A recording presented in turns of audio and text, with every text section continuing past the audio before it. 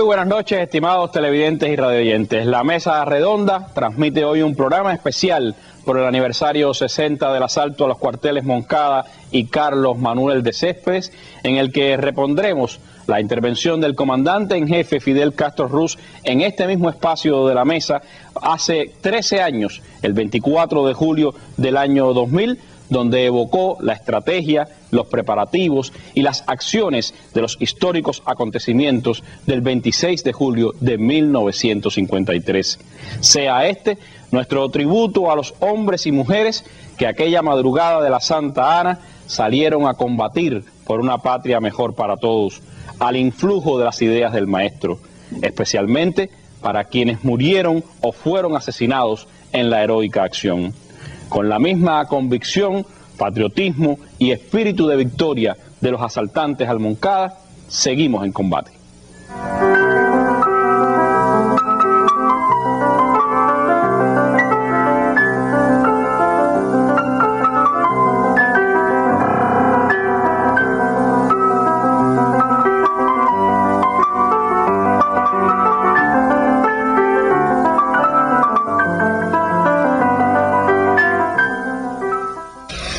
El problema es que yo estaba yendo a la Mesa Redonda como todos los demás por la televisión, pero yo no sabía que ustedes iban a abordar estos temas, y de repente veo que uno hace una pregunta, uno hace una interpretación, otro hace otra, y entonces me quedo pensando, caramba, si yo estoy aquí todavía,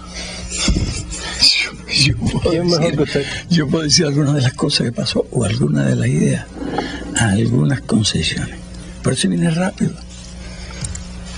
Por el radio venía oyendo el programa. Solo un pedacito aquí no vi cuando tuve que tomar el elevador para llegar acá. Más o menos. Y sentí deseo de haber estado aquí desde el principio. Pero yo no sabía que ustedes iban a tratar estos temas y estos detalles. Y me decidí a venir, me senté allí. Y después, cuando te hicieron alto, vine para acá. De lo que oí, me parece que faltan algunos elementos. Entonces, Pedro sabe más detalle que yo de la Sierra Maestra. Y también he estudiado todo esto, sabe los nombres. Y eso. Pero hay la concepción estratégica, ustedes la plantearon aquí. Ese es un punto que yo pienso que conozco bien. Entonces, hay algo que no se ha dicho, por ejemplo, que todos nosotros hemos vestido de militares. ¿Alguien lo dijo? Ah, esa es la parte que no oí yo. ¿Y la concesión? Porque la concesión está muy asociada a la idea. Nosotros tenemos que utilizar el factor sorpresa total. Fue verdaderamente difícil, sumamente difícil, que hiciéramos lo que hicimos sin que hubiese ocurrido un solo fallo. Es decir, desde que organizamos el movimiento, desde que adquirimos las armas, desde que las trasladamos, en 24 horas trasladamos el grueso de las armas. Y Melba y Aide fueron los principales responsables de ese movimiento. Porque aquello eran maletas que se trasladaban las armas. Iban por tren fundamentalmente. Allá con Renato lo coordinaban todo. Pero un momento, unas maletas que estaban tan pesadas. Por ahí está la anécdota o la historia de que unos soldados en la terminal de Santiago de Cuba ayudaron a Yeye y a Melba a cargar una maleta que pesaba mucho. ¿Tú sabías eso? Sí. Correcto. Uno dice, Pedro, no hay tiempo para contar cosas. Pero ese detalle es muy importante, porque nosotros íbamos a darles una sorpresa total. Y se hizo todo, se puede decir, durante meses, para la sorpresa total. Estaban preguntando cómo es la concepción. Cuando se produce el golpe de Estado, nosotros pensábamos que todo el mundo se iba a unir para luchar contra Batista. Parecía lógico, parecía elemental. Entonces nosotros empezamos a prepararnos. Yo tenía unos cuantos amigos y empecé a trabajar con ellos. Dentro de la juventud ortodoxa, que yo conocía bastante gente, empiezo a organizar, digamos, grupos de combate, células de combate, pensando que un día habría una unidad. Y la idea era participar con los demás en el derrocamiento de Batista. No es que desde el primer día ya habíamos tenido un plan. Empezamos a organizar y organizar y organizar. Y con el transcurso del tiempo, que pasaban los meses de un trabajo intenso, habíamos organizado y entrenado 1.200 hombres. Yo me reunía en la oficina de Prado 109, porque ahí entraba y salía todo el mundo. La policía temía a Batista y compañía, a Aureliano también, porque ellos tenían relaciones. Frío tenía dinero para armas, relaciones con algunos jefes militares, y ellos empezaron a organizar su movimiento. De mí no querían ni saber, por las denuncias que yo había hecho en el periódico Alerta las semanas anteriores al golpe. Incluso me querían acusar, o me trataban de acusarme como responsable del golpe. Y que después que murió Chipás, que se suicida en un momento de depresión, porque le había hecho unas denuncias sobre unas fincas en Guatemala a un dirigente político. Ese dirigente era Aureliano, un hombre hábil en la polémica, y le exigió que lo probara. Y bueno, indiscutiblemente que Chivas no tenía las pruebas. Él recibía mucha información, alguien le dio esa información, y en su hora radial de las 8 de la noche lo acusó y prueba.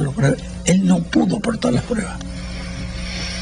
En consecuencia, lo ridiculizaban, ya salían las caricaturas, y cuando tiene un momento de presión, y en su hora de radio, terminando el programa, se da un disparo. Queda muy grave, muere como una semana después. Pero más adelante, yo digo, caramba, si no, yo decía, no hay que ir a Guatemala. Y me dediqué a buscar todas las fincas. Ya yo estaba graduado. En los registros de propiedad y en las notarías me puse a buscar todas las pruebas de todas las fincas y todos los negocios que esta gente había hecho. Pero con todos los datos no era manera de rebatirlo. Por ahí andan, creo que los periodistas se lo repartieron una vez. Y el día del golpe, que es la madrugada del domingo para el lunes, salía el cuarto artículo, en que tenía todos los datos de cómo Prío y Paco Prío y toda aquella gente habían comprado las tierras que están donde hoy está la Plaza de la Revolución. Pero ahí está el barrio de La Pelusa. Miles de gente me fueron a buscar un día para que yo lo defendiera. Y yo lo defendía. Llegué al Ministerio de Obras Públicas, en el momento que iban a firmar ya le iban a dar como 50 pesos. Nadie firmó.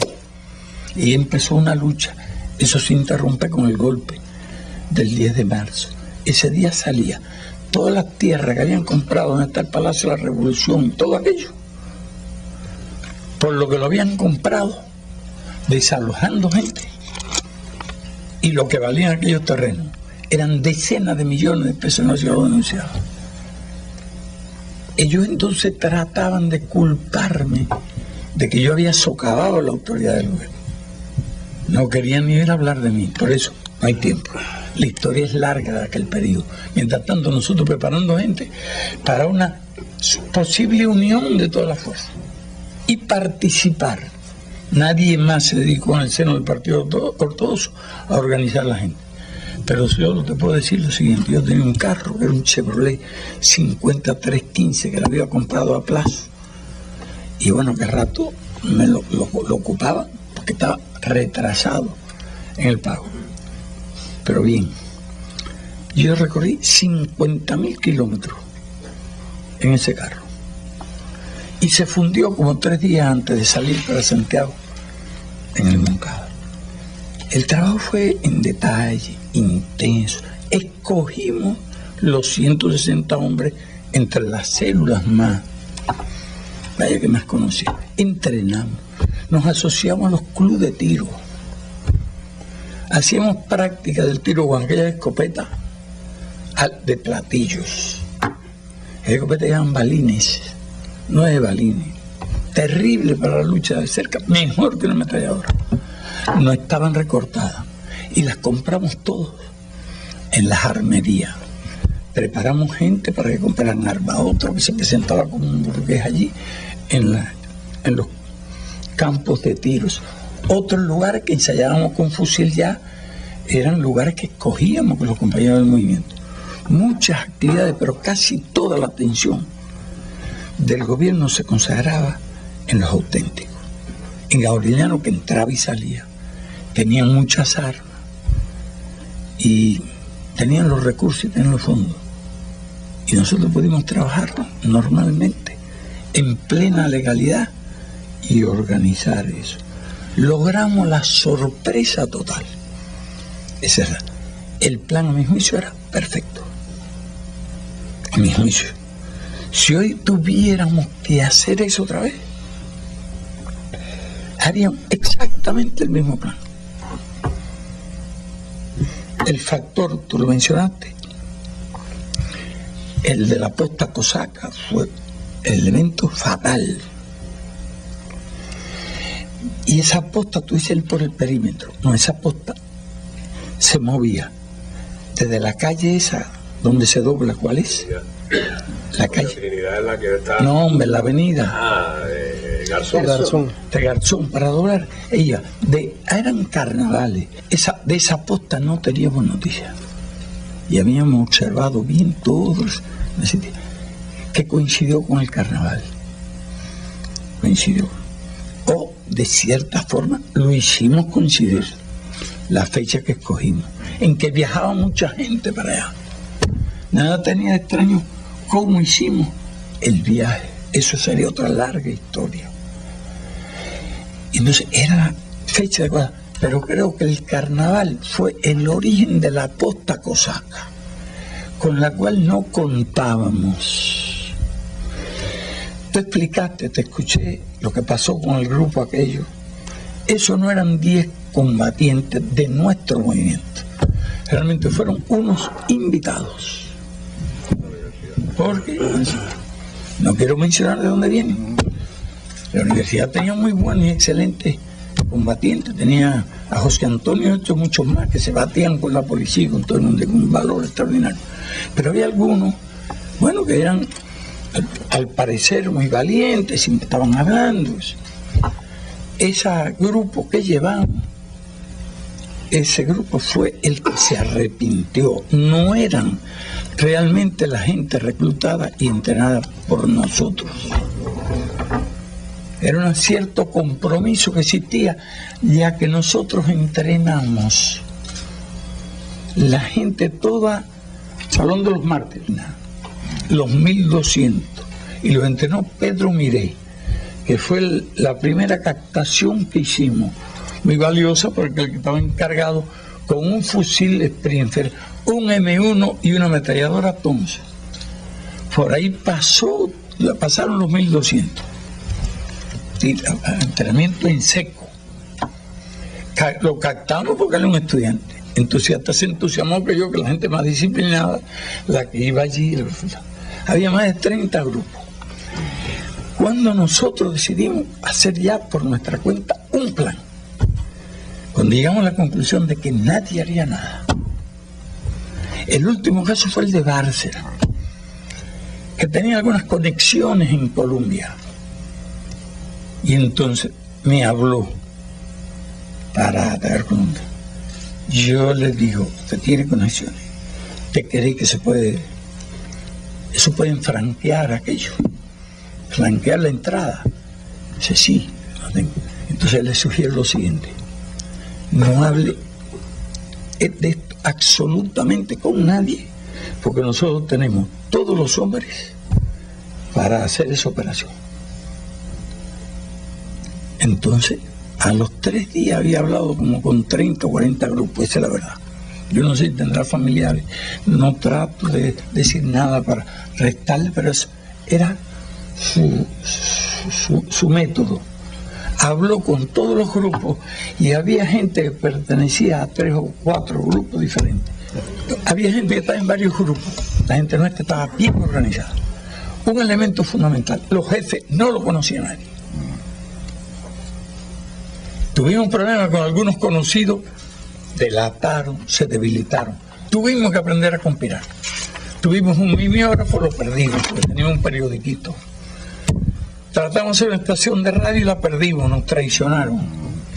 Entonces hubo que adoptar medidas antitraición, compartimentación total. Y el plan del Moncada lo conocíamos solo 3 personas. Teníamos un grupo de 10, pero teníamos un ejecutivo de 3. Y realmente ellos me otorgaron toda la confianza. De modo que yo podía actuar yo conversé con cada grupo, con los 1200, y los conocía más o menos cuando hicimos la selección.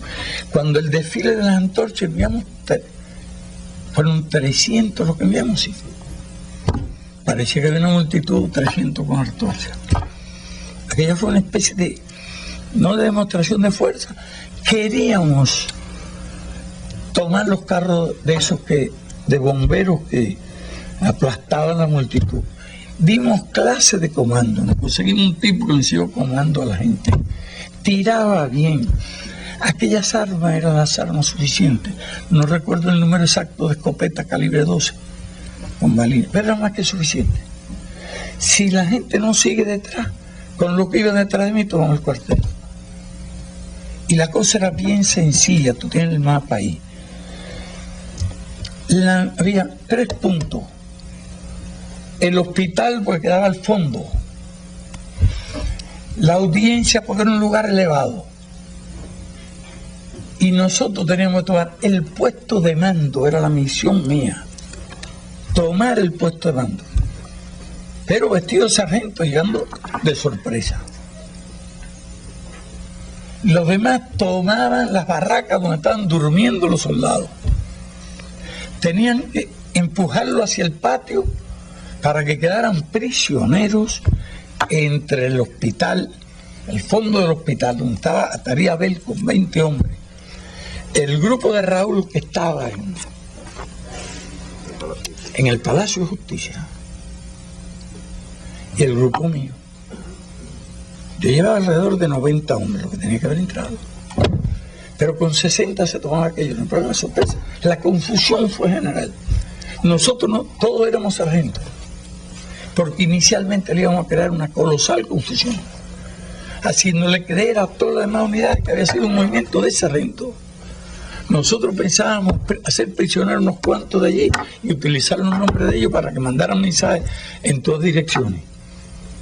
Como dices tú, a Santiago no reclutamos a nadie de Santiago para guardar el secreto.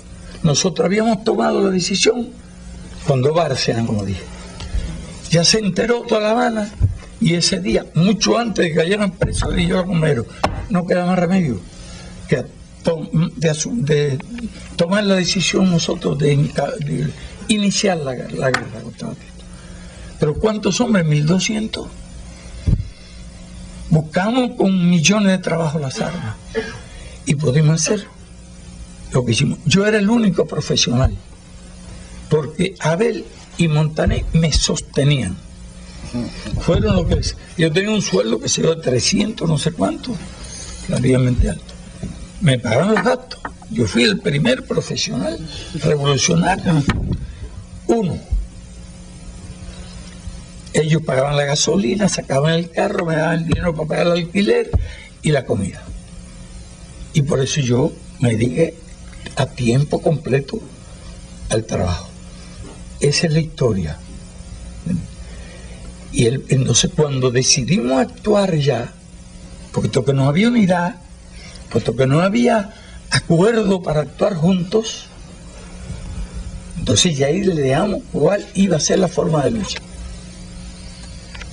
Para mí era clarísimo que no se podía tomar ese cuartel, que en la ciudad con la radiomotorizada era muy difícil moverse, que había que ir a la guerra irregular, Concesión.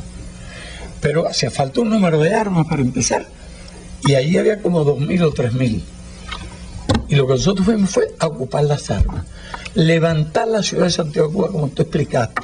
El ataque de Bayamo, como tú dijiste, era para tener una vanguardia y tomar el puente del Cauto, que daba la posibilidad de que contraatacaran por el ferrocarril, pero ese era más fácil de defender, porque tú volabas un puente por allá en la noticia. La avanzada aquella. No digo aquí lo que he dicho en algunos lugares.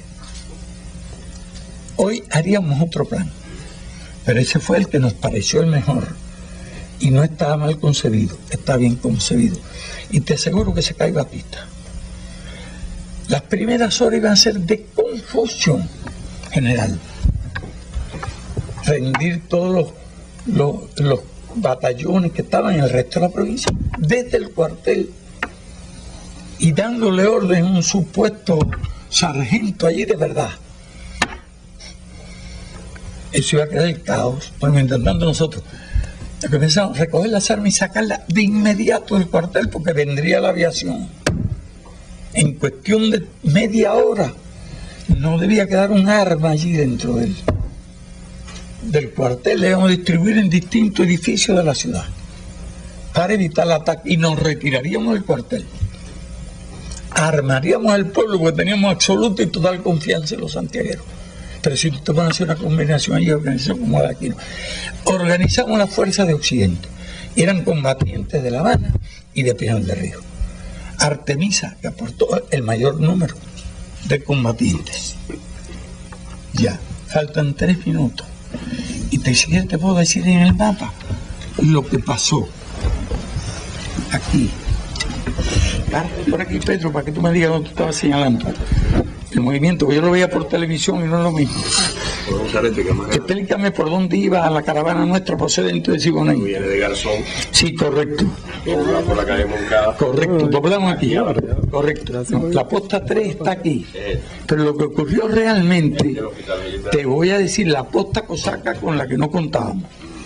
Ramirito, como explicó, y yo lo oí por radio, tenía la misión de tomar los voluntarios que yo pedí para tomar la posta y quitar las cadenas. Yo tengo entendido que ellos llegaron a quitar las cadenas. Cuando él habló ahora dijo que se armó el tiroteo. No. Ellos van, se bajan, el primer carro va como 100 metros delante del mío. El tiempo para que tomaran las cadenas y cruzar yo con los hombres que iban detrás. Incluso el primer carro, después que cae la cadena, sí, el carro avanza y se sitúa encima de la cadena. No, si el primer carro después del de ellos era el mío. El carro de ellos. El de ellos, sí. Tú verás lo que pasa. Ellos llegan. La posta cosaca, en el momento que ellos pasan, está por aquí cerca del hospital, cerquitica del hospital. Y entonces observa algo raro, por alguna razón allí. No ha sonado nada todavía. Entonces iban con 2 Thompson y se miran hacia allá en dirección está el grupo que toma la posta. Yo tengo 2 sentimientos. Uno, la impresión de que le van a tirar a los que han tomado la posta y la intención de protegerlo. Segundo, la ambición de coger las 2 ametralladoras. Eso fue un error. Porque después me leí muchos libros sobre guerra y sobre comando y me di cuenta de lo que habría pasado. Yo iba además manejando el carro. Llevo aquí la escopeta mía y aquí una pistola. Cuando veo que aquellos están apuntando, es cuando se me ocurre parar a abrir la puerta y arrestar a los 2 que estaban para allá. Pero antes de que yo termine de abrir la puerta, los tipos se dan cuenta de algo y miran las armas hacia donde estábamos nosotros, ya arriba, qué sé yo, de aquí a ahí. Entonces no es que yo le tire el carro. Cuando ellos aparentemente van a disparar sobre nosotros, yo doy un timonazo y sobre ellos. alguien sale por este lado. Alguien sale por este lado. Los demás se bajan. ¿Por qué? Porque las instrucciones que tenía, solo Abel y yo conocíamos el plan con exactitud. Y Renato, el único santiaguero. Nadie más sabía el plan, tenían instrucciones. Esta escuadra va a tomar eso y debe dominar el área. Sabía que íbamos a tomar el cuartel. Ya. Abel está aquí. Yo debo decir algo. ¿Por qué Abel está aquí? Porque Abel era el segundo jefe del movimiento. Y como yo tenía la misión de tomar este puesto de mando aquí dentro, como en el cuartel otra vez. Tomando aquí. Está Sí, aquí al centro de la fachada principal. Aquí. Espérate, ponme... Aquí. Aquí está la posta 3, aquí está la calle. Sí, correcto. ¿Dónde está la posta? Claro. Como yo tenía la misión de tomar el puesto de mando dentro del cuartel, con el resto de la gente, a ver, le habría gustado ir para acá. Pero era muy disciplinado. Vas para el hospital. Porque era un lugar, a mi juicio, de menos riesgo. Ya que la misión de ellos era apuntar hacia los soldados que nosotros arrojáramos hacia el patio. Esa es la razón por la que Abel va ahí. Entonces, al detenerse el carro, todos los que están detrás se bajan. Porque yo tenía instrucciones cuando se detuviera el carro, bajarse allí y tomar las barracas. Yo iba a tomar con el grupo que estaba conmigo el puesto de mando y era fácil, y no había nadie, vestido de militar entraban, la sorpresa, la confusión, y aquello se tomaba, y a esa hora quedaban las postas aquellas no podían hacer nada. En el momento que estuviera todo el mundo, no tenían a quién tirarle, ni sabrían a quién tirarle. ¿Y qué ocurre cuando se produce el incidente con la posta cosaca? Que todos se bajan y toman lo que están al lado. Este hospital tiene figuras de cuartel y la gente se baja. Uno de los que se baja por aquí hace un disparo, porque parece que alguien se asoma por una de las puertas y le dice: es un disparo. Cuando aquel hombre hace el disparo, todo el mundo empieza a disparar. Las sirenas ensordecedoramente comienzan a funcionar, a dar la alarma. Era terrible aquella sirena funcionando, terrible. Los soldados en consecuencia se levantan, se despiertan con la sirena aquella. La gente se ha metido, yo no sé cuánto se ha metido más o menos, por lo menos 2 o 3 carros dentro del hospital. Yo bajo, subo las escaleras, entro en el hospital, en el vestíbulo, y saco a toda aquella gente. ¿Cuál era mi empeño todavía? Que pudieran montarse en los carros y seguir. Ya tenemos organizado una microcaravana, que sé yo, 4 o 5, para seguir en medio de las sirenas y todo. ¿Y qué hace? Un carro, no sé cuál, se adelanta. Yo no sé si el que estaba allí, o se adelantó, puede ser el que estaba allí, retrocede y choca con mi carro. Así, bueno, entonces, me bajo. Estoy hablando con Fleita todavía. ¿Qué se podía hacer?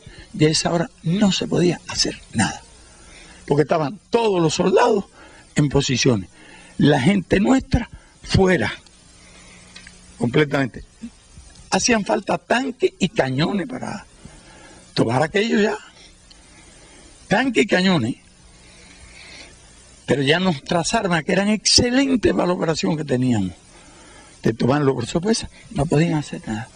Y damos la orden de retirada, una orden de retirada general. Yo me recuerdo de un episodio que la ametralladora 50 que estaba arriba de eso, el hombre llega y se para allí. Cuando está ocurriendo todo esto, está retirándose la gente. Yo estoy en el medio de la calle. Y 2 o 3 veces tengo que dispararle hacia el hombre que trataba de tomar la ametralladora 50. Parecía un monito, y subía, ¡pam!, un disparo. Se tiraba, volví otra vez, tiraba. Ya yo me iba en el último carro, no se veía a nadie. Todas las historias vienen después, de los que entraron allí en la primera barraca, la que contaba Ramirito, que evidentemente era la gente que tomó la posta. Entró allí. Pedrito no sé dónde se metió, porque Pedrito se quedó con un fusil combatiendo, pero nadie lo vio. Allí no sentía más que tiro y la calle vacía. Me iba yo ya en el último carro, cuando hay un hombre que está herido, no sé qué. Hay un hombre que se queda a pie, me bajo y le doy el lugar.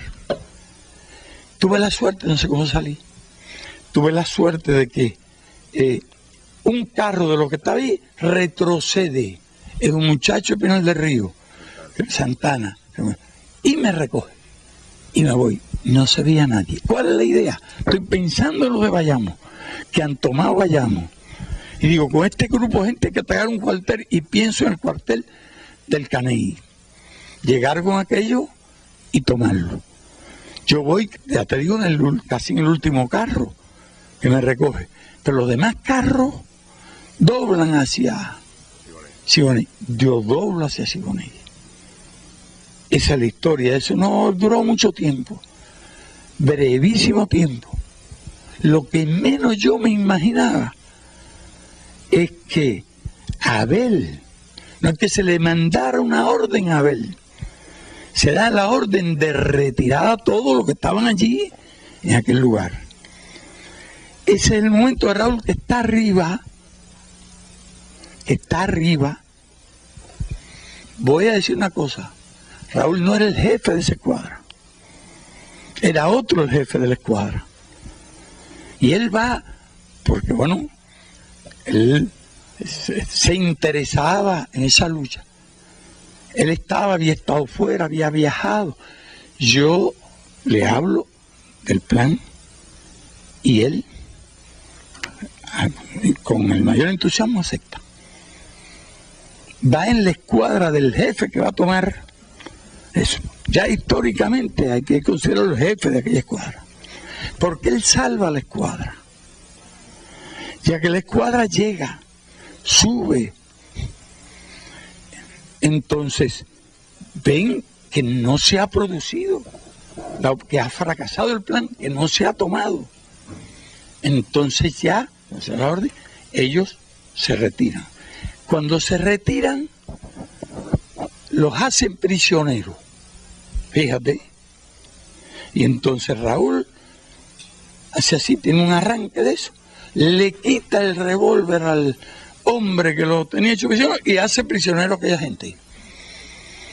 Entonces salen, él salva a la escuadra, porque si no, si aquella gente lo hacen prisionero, lo matan en ipso facto, como a todos los que hicieron prisioneros en los primeros momentos.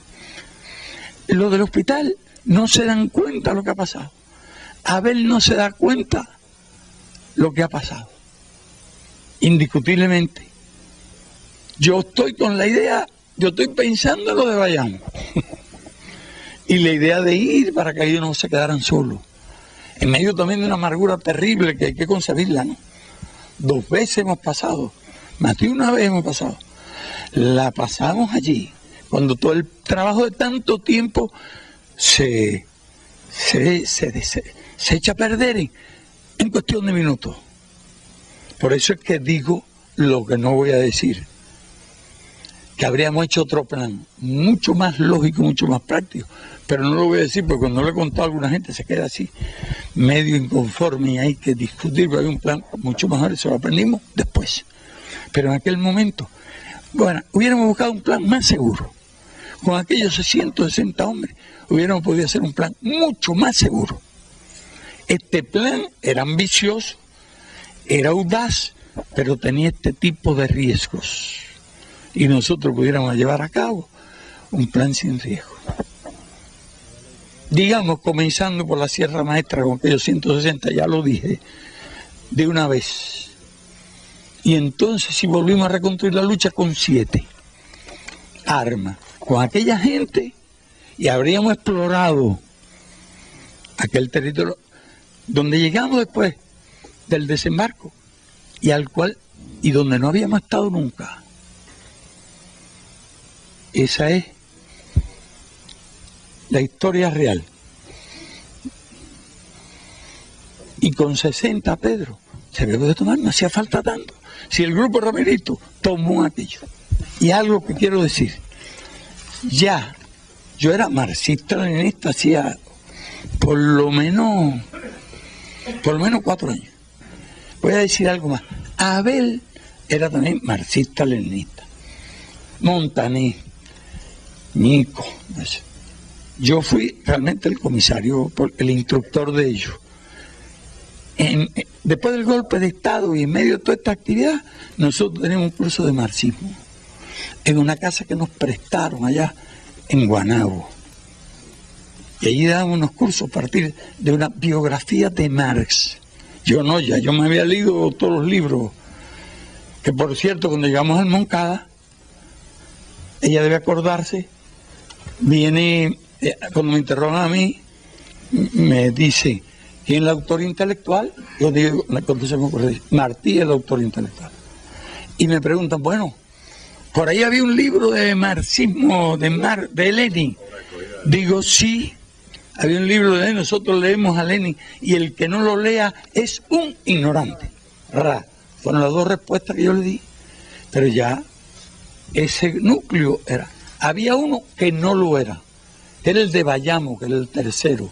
Martín Arara, un muchacho trabajador, activo, era inteligente, pero que le gustaba era la acción. No se preocupaba gran cosa por las ideas, la ideología, o sea, lo que quería, acción.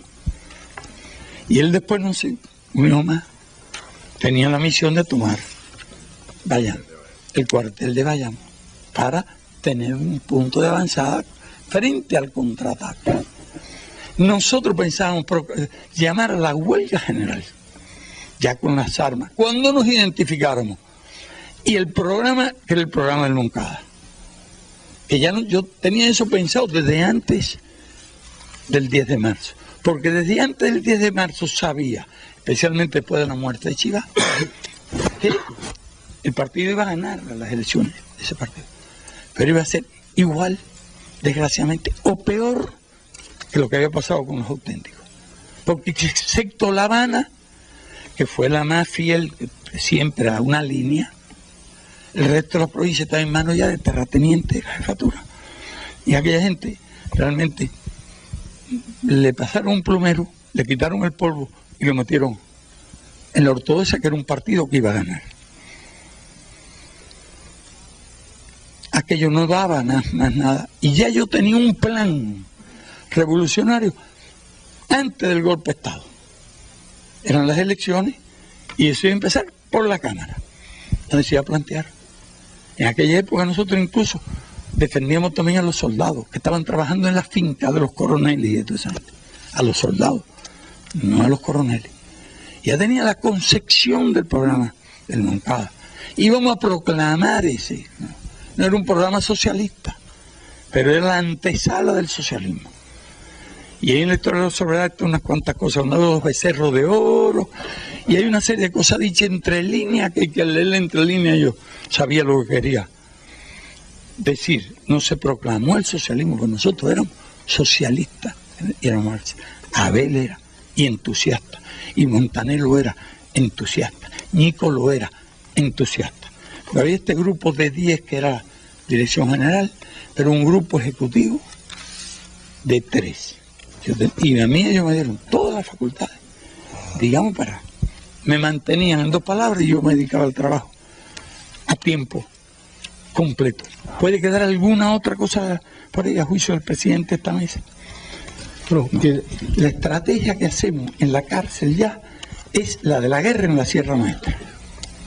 Pensaba venir con 300 fusiles automáticos, entre otros con armas, ilusiones. No llegó ningún fusil automático. Quítale una ametralladora, quítale 10 Remington semiautomáticos y más nada. Lo que sí teníamos 50 y tantas mirillas telescópicas que eran temibles. Es lo que sí puedo decir de lo que traíamos. Vinieron 82 hombres, como es conocido, y más nada. Allí estudiamos. Siguieron estudiando, pero me separaron a mí todo el tiempo. solo, hasta que al final mandaron a Raúl y estuvimos los dos juntos. Tú que eres presidente de la mesa redonda, tú quieres saber algo. Pero, y que yo brevemente te pueda responder. Sí, quizás, comandante, una preocupación que mostraba Marta acerca de si desde Boniato usted ya concebía la posibilidad de ejercer su propia defensa en el juicio del Moncada. Ya yo me había defendido cuando en Cienfuegos, en una protesta estudiantil, me metieron preso por apoyar a unos estudiantes de Cienfuegos y me mandaron para la audiencia de Santiago de Cuba y me juzgaron y yo mismo me defendí. Ya eso era... Siempre, ¿para qué voy a buscar a otro? Es mejor defenderse. Y yo, como dice Marta, me volví acusador.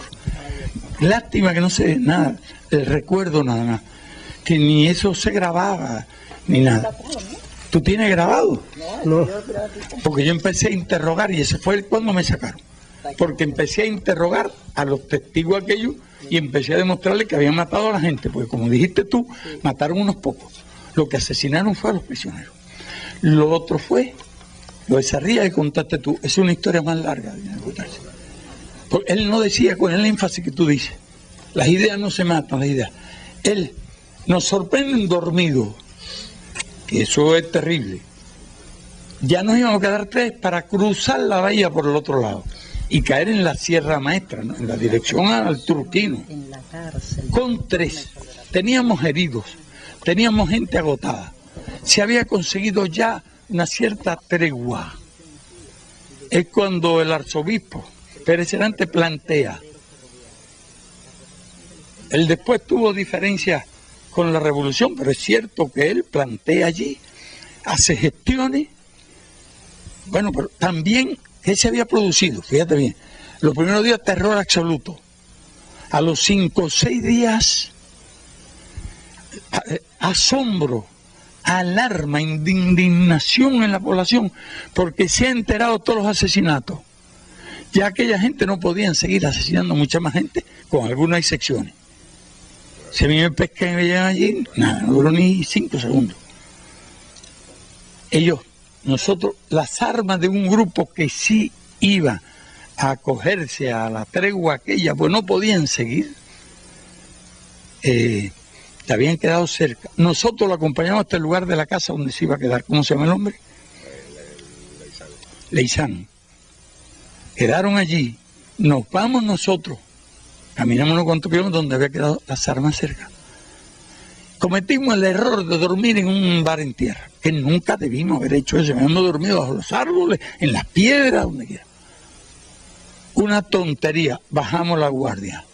Si nosotros hubiéramos cruzado, porque yo sabía cómo ir para cruzar, tomar un bote, cruzar la bahía y caer en la Sierra Maestra primero, en dirección allá, hacia la verdadera Sierra Maestra, no la que iba hacia Guantánamo, digamos. Por ahí terminamos la base de Guantánamo, pues, a la Sierra Maestra donde íbamos a ir. Cuando nos sorprenden, nos despiertan con los fusiles. Y es cuando este hombre, eso fue realmente una cosa extraordinaria, empieza a decir, bajito, tranquilizando a los soldados que estaban, mira, las arterias las tenían infladas de la rabia, la sed de sangre. Y entonces decía que tranquilo, las ideas no se matan, las ideas no se matan, pero bajito, lo decía él. Él no se lo decía a los soldados, si no son capaces de matarlo a él también. Él lo decía bajito, murmuraba eso, las ideas no se matan. Sarria, el teniente Sarria. Y hay un momento crítico que cuando encuentran el grupo de armas, que fue del diablo, ellos tenían los fusiles cargados y amarrados, no tenían así, de espalda. Y él logró apaciguarlo en ese momento, no solo en el primer momento, sino en ese momento, cuando aparecieron las armas. Se le infló más las venas a cada uno de aquellos tipos, estaban medio gordotes, y hay más episodios. No cuento más, pero creo que es suficiente. ¿Te falta algo? Sí, falta. Si me prestan la televisión un ratito más. Brevemente, leerle un interrogatorio que usted le hace a Pérez Chomón. A ver. Dice así, Andrés Pérez Chomón. El doctor Castro le interroga y él responde. Esa misma tarde hubo un tiroteo en el campo con algunas bajas enemigas y unos heridos nuestros. Por la noche me puse en contacto con el coronel informándole. Ordené al teniente Teodoro Rico que fuera a la Gran Piedra. Luego me refirió su labor allí. Ese día se presentaron 2 asaltantes por un tejar cercano y luego otros 2 más lejos y lo enviamos al cuartel. Después un grupo de 8, entre ellos el líder, fue por una choza cercana por el mismo Siboney. El presidente pregunta, ¿y usted fue allí, a Chamón? Sí, como yo era el jefe de ese destacamento, fui allí y el teniente Sarría me entregó ese grupo. Fidel Castro pregunta, dígame, comandante, ¿cuántos combates hubo en total en esas búsquedas en el campo? Hubo varios. La patrulla mía tuvo 3.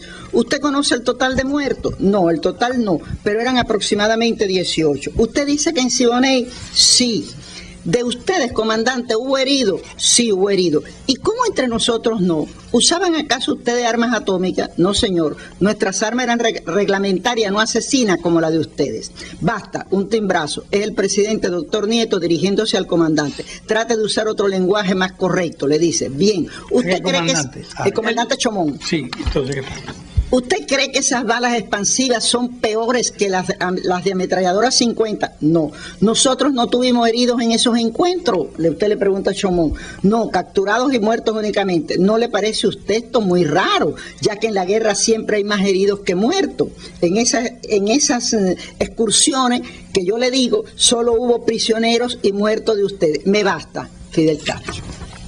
¿Y cómo tú sacaste eso o no lo sacaste? A mano, ese es lo que está en el libro mío del juicio. ¿Tú lo copiaste o había papeles o documentos con eso? No, eso yo lo cogí todo a mano. Oye, pero está aquí, Rafa. ¿Qué cosa? Míralo aquí, completo. Exacto.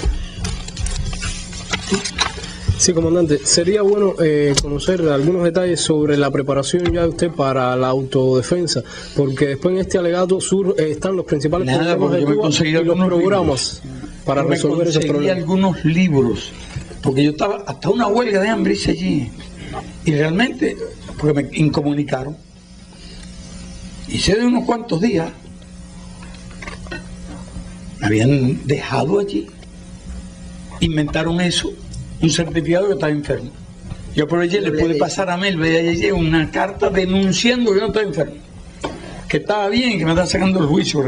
Claro que no me hicieron ningún caso. ¿Viste? ¿Está por ahí? Caramba, mira que tú tienes cosas. Esa es la carta. Tenía buenas letras aquí. Bueno. Y este es Matorel el que le firmó el certificado. Sí. Él no sabía qué hacer y está explicando. Diga, tú querías hacerlo. Yo actuaré y es cuando hice la carta y lo denuncié, otro escándalo.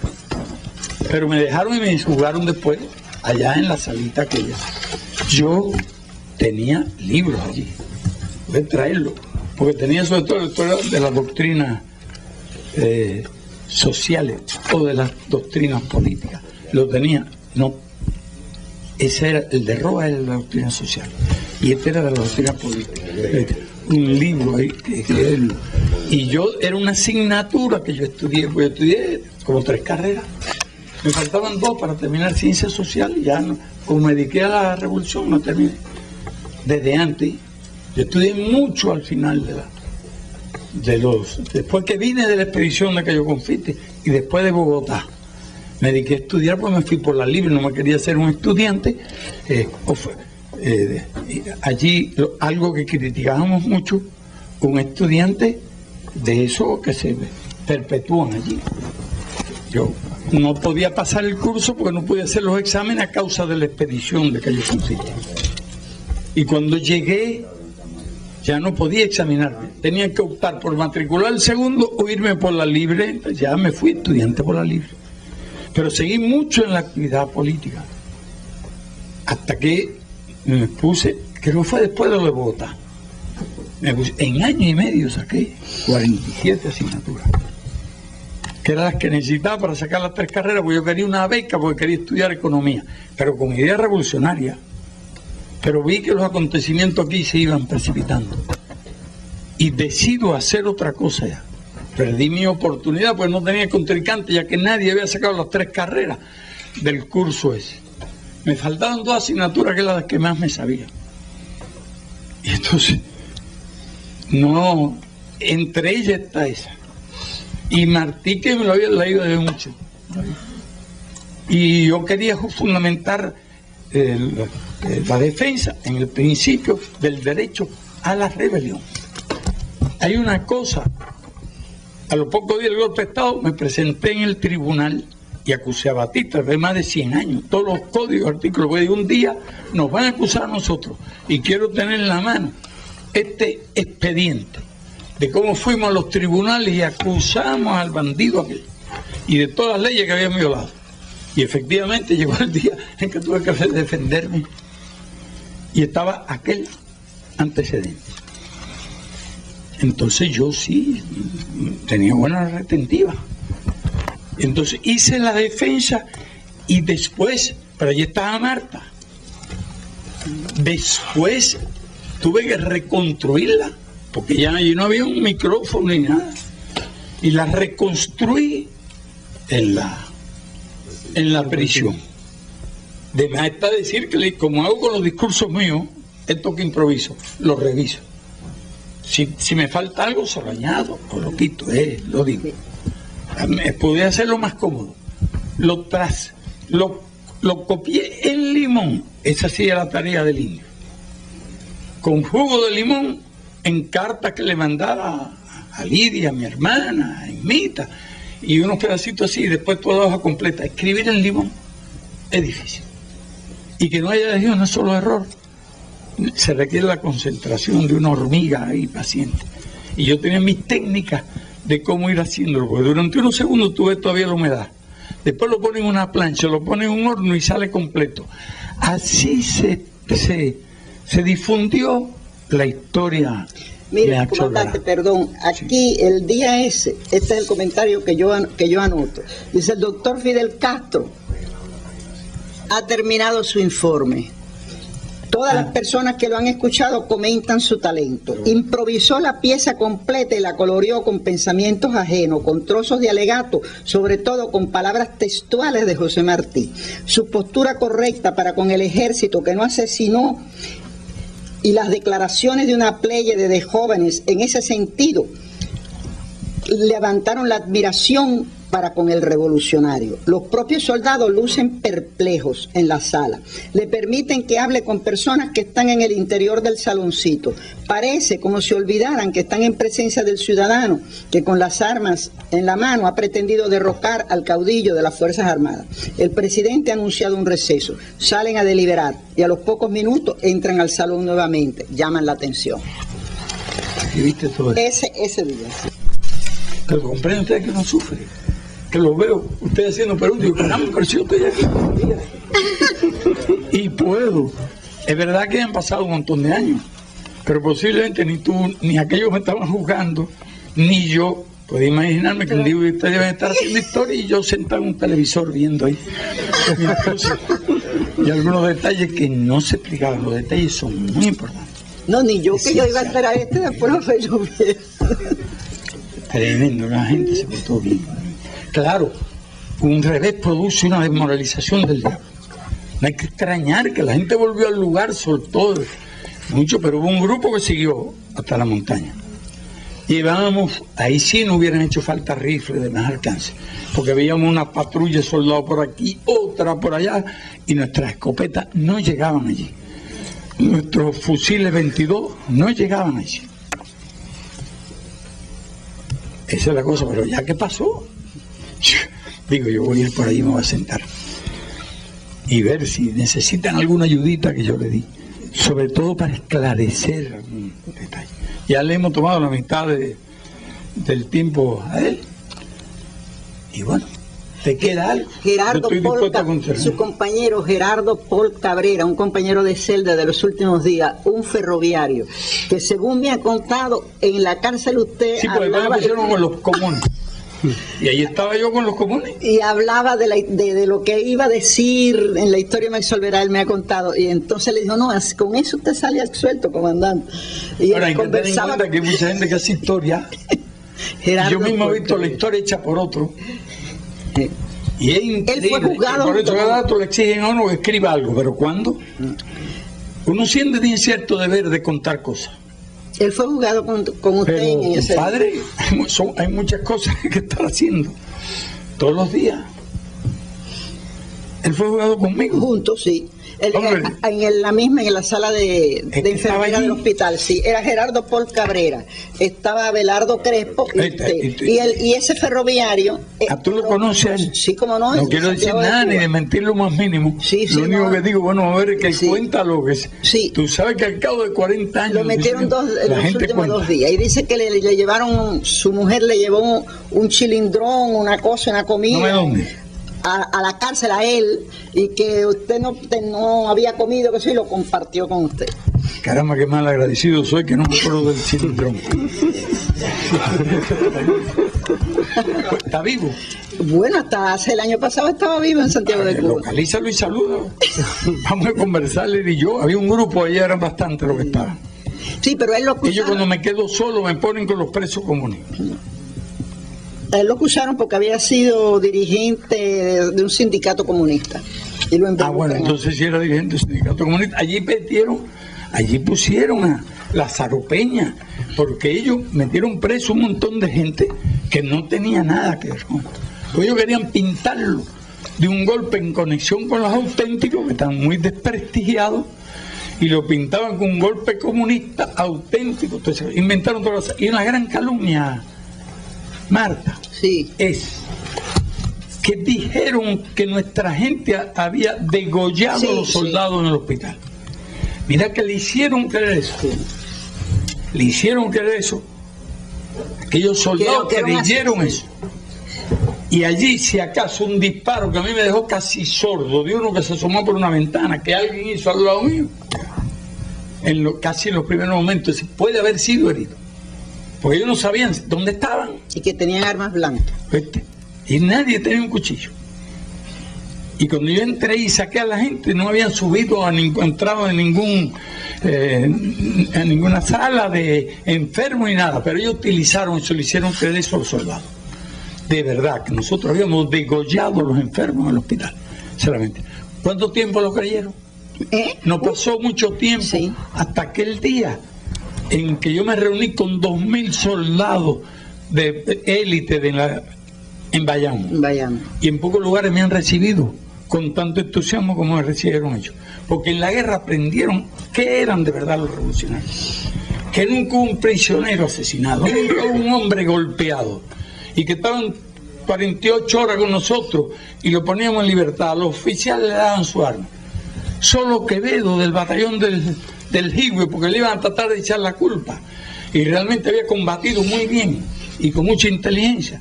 Y en cierta forma, para protegerlo, nosotros no lo pusimos en libertad. Le habrían echado toda la culpa. Y después fue muy útil porque se unió a nosotros y prestó importante servicio.